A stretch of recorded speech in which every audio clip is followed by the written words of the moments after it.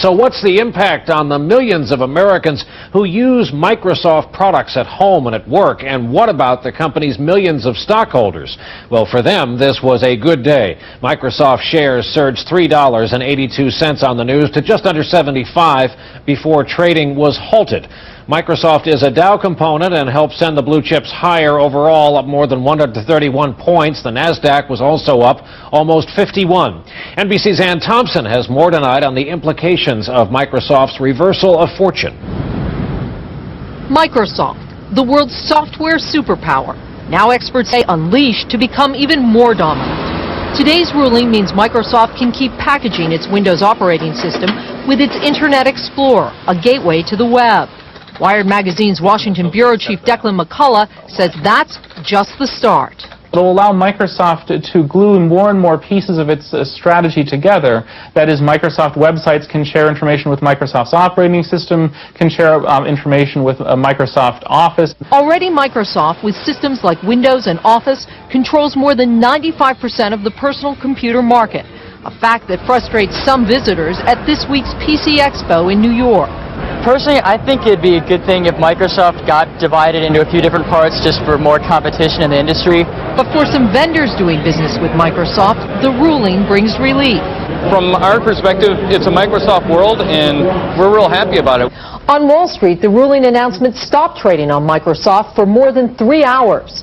With 3 million shareholders, it's one of the most widely held stocks, up 67% this year, despite the NASDAQ plunge. Over the long term, an even more impressive investment. One $28 share purchased on the first day the company went public is now worth $10,470. I think today's decision removes a very significant risk to shareholders that the company could potentially be split up, which I would view as the equivalent of a corporate death sentence. And tonight, for competitors of Microsoft, the bottom line, observers say, get better or get beaten. Ann Thompson, NBC News, New York. And we are joined tonight from corporate headquarters by Microsoft founder and chairman Bill Gates. Mr. Gates, as decisions go, do you view this one as the final decision? And what about the feeling still out there among many that Microsoft is indeed a monopoly?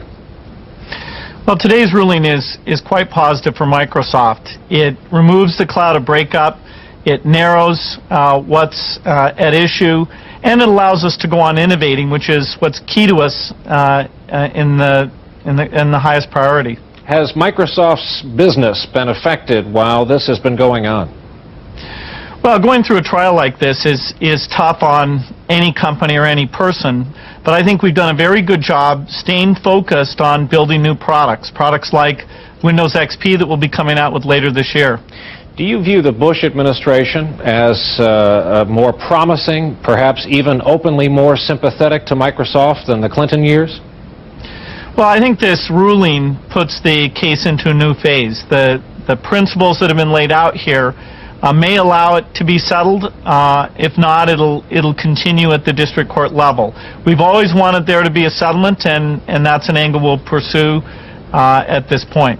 Were you somewhat perversely, perhaps, the recipients of some bad judicial behavior? This judge's peers voted against him 7-0 after all. This judge, after all, referred to you using words like Napoleon, referred to your company as a murderous street gang, but now he is found to have tainted the proceedings.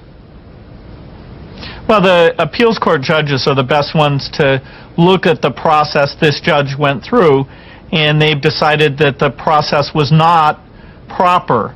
That means that if there are continued proceedings, they'll be in front of a new judge. Founding chairman of Microsoft, Bill Gates, thank you for being with us tonight. Thank you.